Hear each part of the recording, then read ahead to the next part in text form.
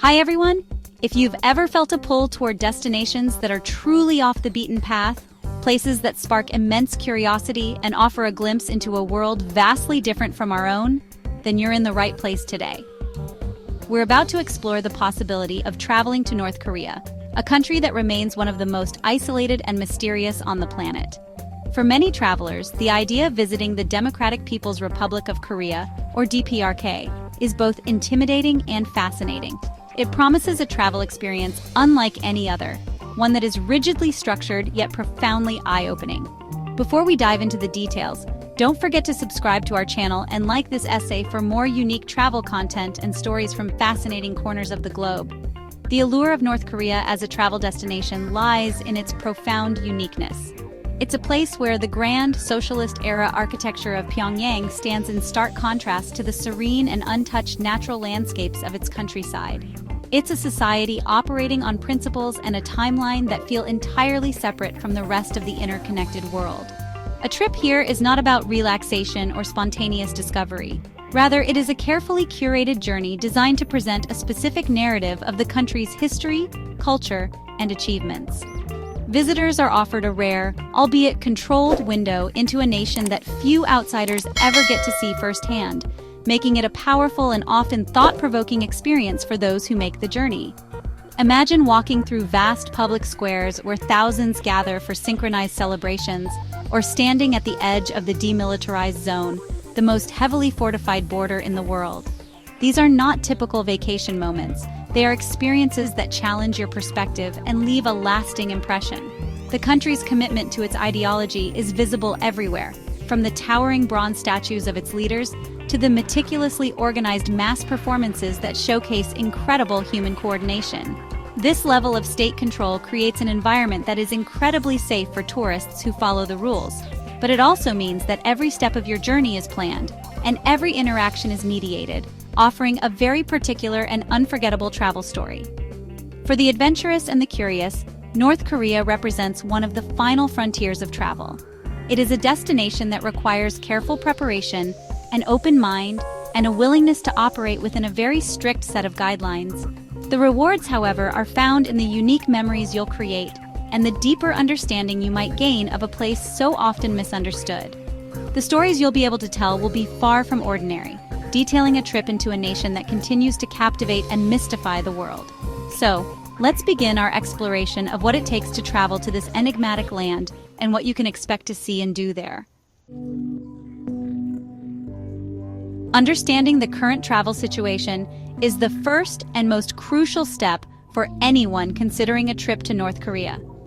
As of today, June 24, 2025, the country's borders have not fully reopened to general international tourism since they were sealed in early 2020 in response to the global pandemic. This prolonged closure has meant that for several years, visiting the country has been virtually impossible for most Western travelers.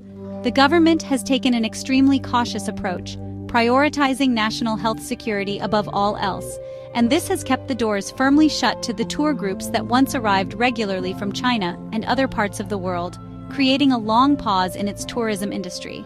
However, recent developments have shown small but significant signs of change. In February 2024, North Korea began to welcome tourists again, but on a very limited basis, starting with groups from Russia. This was the first time in over 4 years that foreign visitors were officially allowed back into the country for leisure purposes. More recently, in a brief and tentative experiment in February 2025, a small number of Western tourists were permitted to visit the special economic zone of Rason, a city in the country's remote northeastern region. This generated a wave of excitement in the specialized travel community, though the program was halted again just a few weeks later without a clear explanation, underscoring the unpredictable nature of travel policies here. The current situation remains fluid, with most major Western tour operators having suspended all their trips until they receive official confirmation of a full reopening. Discussions are reportedly ongoing between North Korean and Chinese officials about resuming cross-border tourism, but a firm timeline has yet to be announced for the wider public. This means that for now, patience is key. The travel landscape can change quickly, and with little warning, so prospective visitors must keep a close eye on updates from specialized tour agencies and official government advisories. The selective and gradual reopening suggests that when tourism does resume more broadly, it may come with even tighter restrictions than before. So, who can realistically plan a visit in the near future? Currently, access is largely restricted to citizens of countries with strong diplomatic ties to the DPRK, like Russia and potentially China soon. For travelers from Europe, Canada, Australia, and other nations, the door remains mostly closed, pending a broader policy shift. The brief Racine experiment showed a willingness to test the waters, but it also highlighted that a return to the pre-pandemic levels of tourism is not imminent. Anyone hoping to visit must be prepared for an uncertain waiting period and understand that the rules of entry are determined solely by the North Korean government and can be altered at any moment. For citizens of the United States, the dream of visiting North Korea is, for the time being, not a possibility. The U.S. State Department has a strict and explicit travel ban in place that prohibits its citizens from using a U.S. passport to enter the DPRK. The official advisory is unambiguous, carrying a Level 4 Do Not Travel warning, which is the highest level of caution issued. This restriction is not merely a suggestion. It is a legal measure put in place due to what the government deems a continuing serious risk of arrest and long-term detention of U.S. nationals. This policy effectively makes it illegal for American tourists to travel to North Korea. The history of this travel ban is rooted in a tragic event. It was first implemented in September 2017 following the death of Otto Warmbier, an American university student who was arrested in Pyongyang in 2016. He was sentenced to 15 years of hard labor for allegedly attempting to steal a propaganda poster and was returned to the United States in a coma a year and a half later, passing away shortly after his return. This incident led the U.S. government to take decisive action to prevent its citizens from facing similar dangers. The ban has been consistently renewed every year since, with the most recent extension lasting until August 31, 2026, reflecting the ongoing concerns about safety and diplomatic relations. The primary reasons cited for the ban are the severe risks posed to U.S. citizens within North Korea's legal system. The U.S. government has no diplomatic or consular relations with the DPRK. This means there is no American embassy or consulate in the country to provide emergency assistance, consular services, or support to citizens who may be arrested or detained. Instead, the Swedish embassy in Pyongyang serves as the protecting power for the United States, but their ability to access detained Americans has historically been limited or outright denied by North Korean authorities.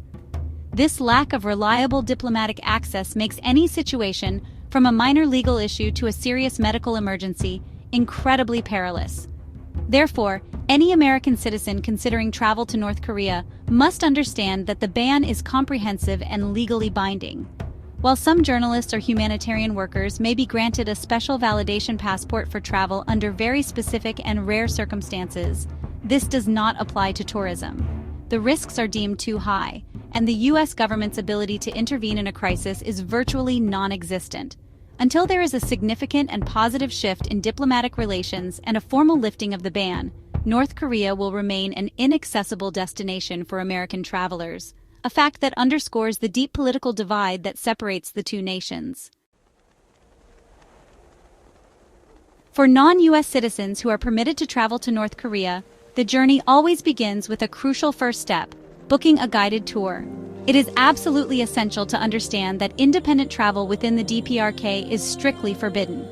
You cannot simply arrive at the border with a backpack and a plan, nor can you wander off on your own once you are inside the country. Every single foreign visitor, without exception, must be part of an organized, all-inclusive tour arranged through a state-approved travel agency. These specialized companies handle every aspect of your trip, from securing your visa to planning your itinerary, accommodations, meals, and transportation. The vast majority of these tours originate from China, with Beijing serving as the primary hub for travelers heading to North Korea. Tour operators like Koryo Tours, Young Pioneer Tours, and KTG Tours are among the most well-known and experienced agencies in this unique travel niche. These companies have established relationships with the Korea International Travel Company, or KITC, the state-run tourism bureau in Pyongyang. They act as the essential intermediary, navigating the complex bureaucratic process on your behalf. When you book a tour, you are essentially purchasing a complete package that ensures your entire visit is pre-approved and managed from start to finish. The process typically involves selecting a pre-designed group tour from an agency's website or arranging a private tour if you have a specific group of people. After you book, the agency will collect the necessary information and documents from you to apply for your North Korean visa. This visa is usually issued as a separate document, not a stamp in your passport, and is handed to you by your tour leader in Beijing just before your departure. Most tours enter the DPRK via an overnight train from Beijing to Pyongyang or a short flight on Air Koryo, the national airline. The all-inclusive nature of the tour means that once you pay the fee, nearly everything is covered, offering a seamless, if highly controlled, experience. Choosing the right tour agency is important, as each may offer a slightly different style or focus. Some may specialize in larger group tours that are more budget-friendly, while others might focus on smaller, more intimate trips or themed tours centered around specific events, like the Pyongyang Marathon or the Mass Games. Regardless of which agency you choose, the fundamental structure of the trip remains the same: a fully guided, pre-scripted journey into one of the world's most secluded nations. Your role as a traveler is to follow the plan, listen to your guides, and absorb the unique experience laid out before you. So, once you arrive in North Korea, you'll be introduced to the people who will be your constant companions for the entirety of your trip, your local guides. Every tour group is assigned at least 2 North Korean guides, plus a driver. These individuals are not just there to show you the sights, they're representatives of the state, and their job is to manage your experience, provide the official narrative for everything you see, and of course, ensure that you follow all the rules. It's, well, impossible to go anywhere without them. From the moment you leave your hotel in the morning until you return at night, they'll be right by your side, guiding your group from one approved location to the next. Your guides are typically highly educated, fluent in English or another foreign language, and exceptionally knowledgeable about the sites on your itinerary. They're often personable, professional, and eager to answer your questions, as long as those questions remain within acceptable boundaries. They'll share detailed histories of monuments, explain the significance of revolutionary sites, and provide context for the cultural performances you might see. Part of the unique experience of visiting North Korea is engaging with your guides, as they provide a rare opportunity for direct, albeit monitored, interaction with local citizens. Building a friendly and respectful rapport with them can really enhance your trip. If you're finding this information helpful and intriguing, please take a moment to hit the like button and subscribe for more updates on travel restrictions and unique destinations around the world. Your support honestly helps us create more content like this. Now, the itinerary your guides lead you through is fixed and has been pre-approved by the authorities. There's absolutely no room for spontaneity or deviation from the schedule. If you see an interesting side street you'd like to explore, or a local shop you want to pop into, you simply won't be permitted to do so. Your entire day is structured, moving from one designated tourist spot to another, with planned stops for meals at specific restaurants. Even within your hotel, you are generally expected to stay on the premises. This level of control can feel restrictive, but it's a non-negotiable aspect of the travel experience in the DPRK, designed to maintain order and present a consistent image of the country to outsiders. It's important to remember that your guides are in a position of great responsibility. They are accountable for your behavior and your safety. They'll be friendly and accommodating, but they're also tasked with enforcing the country's strict rules. They will instruct you on when and where you can take photographs, remind you to show respect at monuments, and ensure the group stays together at all times. Understanding their role is really key to having a smooth and positive journey. By treating them with courtesy, listening to their instructions, and appreciating the complex role they play, you can foster a good relationship and gain a more nuanced perspective during your carefully orchestrated tour. Traveling in North Korea requires an acute awareness of and adherence to a strict set of rules, which are in place to ensure both your safety and your respect for the local culture and political system. The single most important rule is to show unwavering respect for the country's past and present leaders, Kim Il-sung, Kim Jong-il, and Kim Jong-un. Any act perceived as disrespectful, whether it's a casual joke, a critical comment, or mishandling an image of the leaders, like folding or crumpling a newspaper with their picture, can have extremely serious consequences, including arrest and detention. When visiting statues or portraits of the leaders, you will be expected to bow as a sign of respect. Photography is another area governed by strict regulations. While you are generally allowed to take photos at designated tourist sites, there are many restrictions on what you can capture. Your guides will clearly tell you when photography is not permitted, and it is crucial to obey their instructions. Taking pictures of military personnel, checkpoints, construction sites, or scenes that might be perceived as showing poverty or underdevelopment is strictly forbidden. It is also a serious offense to take photos of the leaders' statues that do not capture their full bodies. Always ask your guide for permission if you are unsure about taking a particular photo. It's always better to be cautious. When it comes to communication with the outside world, you should expect to be almost completely disconnected. While you can bring your smartphone with you, it will not have access to international roaming or local cellular service. In the past, it was possible to buy a local SIM card for pricey and limited internet access. But recent reports from the brief 2025 reopening suggest this may no longer be an option. For the duration of your trip, you should anticipate having no internet or phone signal. Some tourist hotels may offer expensive international calls from the front desk, but for all intents and purposes, you will be in a digital detox, a rare experience in our hyper-connected world. Finally, your interactions with local people will be limited and largely orchestrated. You should not attempt to wander off to speak with citizens on your own or engage in conversations about sensitive topics like politics, the leadership, or international relations. It is also forbidden to bring in any foreign media, religious materials, including Bibles, or GPS devices. Following these rules is not just a matter of politeness. It is a fundamental requirement for a safe and trouble-free visit. By being a respectful, mindful, and compliant traveler, you ensure that your journey is a positive one, and that you do not endanger yourself or your guides.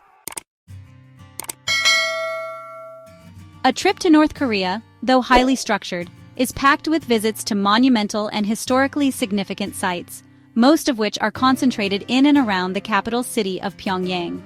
The city itself is a showcase of socialist architecture, with wide boulevards, grand public buildings, and meticulously maintained parks. A centerpiece of any tour is Kim Il-sung Square, a massive public space where the country's famous military parades and mass rallies are held. Nearby, you will visit the Juche Tower, a 170-meter-tall granite spire symbolizing the nation's ideology of self-reliance. You can take an elevator to the top for a breathtaking panoramic view of the city and the Taedong River that flows through it. No tour is complete without a visit to the Kumsusan Palace of the Sun, the mausoleum where the embalmed bodies of leaders Kim Il-sung and Kim Jong-il lie in state. This is one of the most sacred places in the country, and visitors are required to adhere to a strict dress code and protocol of showing deep respect. Another key stop is the Victorious Fatherland Liberation War Museum, a vast complex that presents the Korean War from the North Korean perspective. It features captured American military equipment, elaborate dioramas, and the USS Pueblo, a United States Navy intelligence ship captured in 1968, which remains the only commissioned United States ship held captive by another country. Beyond the capital, the most famous destination is the Demilitarized Zone, or DMZ, the heavily fortified border that separates North and South Korea. Standing on the northern side of the line, you can gaze across at the South Korean soldiers and facilities, a surreal and tense experience that brings the reality of the divided peninsula into sharp focus. Tours to the DMZ often include a stop in the historic city of Kaesong, the ancient capital of the Koryo dynasty, which was spared from destruction during the Korean War. Here, you can explore traditional Korean architecture and visit the Koryo Museum, which houses priceless artifacts from that era. For those interested in scenic beauty, a trip to Mount Myeohyang is often included. This picturesque mountain is home to the International Friendship Exhibition, a massive complex that houses a staggering collection of gifts given to the country's leaders by foreign dignitaries from around the world. The exhibition is housed in two separate buildings, each dedicated to one of the elder Kims, and the sheer scale of the collection is astonishing. These iconic sites form the backbone of nearly every tour, offering a comprehensive, if carefully curated, look at the nation's history, ideology, and culture, leaving visitors with powerful and lasting memories. While the classic tour itinerary provides a foundational experience, North Korea has also been developing new attractions and bringing back popular events, signaling an ambition to expand its tourism appeal whenever the borders fully reopen. One of the most anticipated developments is the Wonsan Kalma Coastal Tourist Area, a massive beach resort on the country's east coast. This ambitious project, featuring dozens of hotels, a water park, and a 2.5-mile stretch of sandy beach, was scheduled for a grand opening in June 2025. It represents a significant effort to attract a different kind of tourist, one looking for leisure and relaxation in a seaside setting, a stark contrast to the monument-heavy tours of Pyongyang. In addition to new infrastructure, North Korea is also reviving its signature events. The Arirang Mass Games, a spectacular display of synchronized gymnastics, dance, and acrobatics performed by up to 100,000 participants, is one of the country's most famous cultural exports. When held, this stunning performance tells the story of North Korea's history and achievements through intricate human mosaics and breathtaking choreography, leaving audiences in awe. While the schedule for the Mass Games can be unpredictable, its return is always a major draw for tourists, and agencies quickly organize tours around the performance dates whenever they are announced. Another exciting event that made its return is the Pyongyang Marathon. After a 6-year hiatus, the International Marathon was held again in April 2025, attracting runners from several countries. This unique event offers participants the incredible opportunity to run through the streets of the capital, starting and finishing in the massive Rungrado 1st of May Stadium in front of a cheering crowd. Amateur runners can choose from a full marathon, half marathon, or 10-kilometer race, making it accessible to various fitness levels. It's a rare chance to see the city from a different perspective and interact with local runners in a lively, celebratory atmosphere. These new and returning attractions highlight the country's desire to present a more diverse and dynamic image to the world. The brief 2025 reopening for Westerners in the Rason Special Economic Zone, though short-lived, also points to an interest in creating different types of tourism zones with potentially different rules. As the country slowly emerges from its long period of isolation, travelers can likely expect more unique opportunities to arise. Whether it's relaxing on a new beach, witnessing the grandeur of the Mass Games, or running through the streets of Pyongyang, these events add another layer of fascination to the prospect of visiting North Korea. Ultimately, deciding whether to visit North Korea is a deeply personal choice that requires careful consideration. This is not a conventional holiday. It is an intense, immersive, and often challenging journey into a world that operates under its own unique logic. A trip here demands a high level of adaptability, an open mind, and the willingness to completely surrender your autonomy to a pre-planned itinerary and the constant supervision of your guides. For some, this level of control may feel too restrictive, while for others, it is this very structure that makes the experience so fascinating and unlike any other on Earth. The experience is defined by contrasts.